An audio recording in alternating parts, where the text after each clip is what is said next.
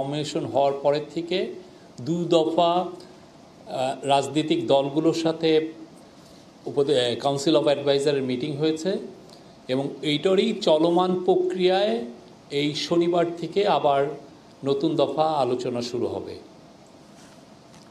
দেশের প্রধান প্রধান দলগুলোর সাথে আলোচনা হবে। তো এখানে মুখ্য বিষয় হবে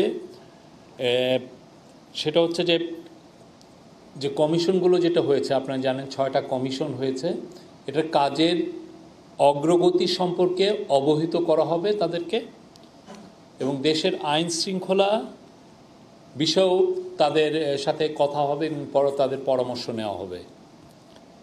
আর আপনারা জানেন যে কমিশনগুলোর আর যেটা আমরা আপনাদেরকে বলতে পারবো যে এই কমিশনগুলোর ফরমেশন 2 থেকে 3 দিনের মধ্যে আমরা আশা করছি যে কমিশনগুলো ফর্ম হবে।